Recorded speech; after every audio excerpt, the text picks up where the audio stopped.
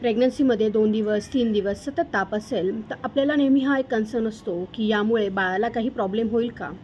तर सगळ्यात महत्त्वाचं म्हणजे ताप का येतो? तर काही इन्फेक्शन असेल तर ताप हे लक्षण आपल्याला दिसून येतं. प्रत्येकच तापामुळे बाळाला काही प्रॉब्लेम होईल असं नाही. जेव्हा हाय ग्रेड फीवर असतो आणि तो खूप दिवसांसाठी असतो, त्याला तो कशामुळे आहे हे आपल्याला समजत नाही, तेव्हा बाळाला काही त्रास होण्याची शक्यता असते. पहिल्या जर का 3 महिन्यामध्ये हा ताप असेल, तो हाय ग्रेड फीवर असेल, तर तेव्हा बाळाचे मेंदू आणि स्पायनल कॉर्डची डेव्हलपमेंट होत असते. त्यामुळे न्यूरल ट्यूब डिफेक्ट होण्याचे चान्सेस तेव्हा वाढतात. मात्र जर का 100, 99, 101 असं जर का ताप असेल, तर लगेचच बाळाला प्रॉब्लेम होईल असं नाही आहे. हाय ग्रेड फीवर असेल तर मात्र आपण केअरफुल राहायला हवं. दुसरं असं की थर्ड ट्रायमेस्टरमध्ये जेव्हा फीवर येतो, हा नेहमी इन्फेक्शनशी रिलेटेड असतो. या फीवरमुळे कधी-कधी प्रीटर्म लेबर होण्याचे चान्सेस असू शकतात. मात्र पा तापामुळेच प्रत्येक वेळी काहीतरी बाळाला प्रॉब्लेम होईल असं नाही.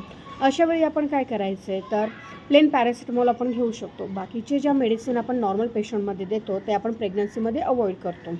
तसेच भरपूर पाणी पिणे, आराम करणे हेच आपण उपाय प्रेग्नन्सीमध्ये करू शकतो. म्हणून ताप आला की लगेच घाबरून जायचं नाही आहे. ताप कधी येतो आहे, किती येतो आहे, किती वेळाने येतो आहे आणि त्याचं कारण काय हे बघणं महत्त्वाचं आहे.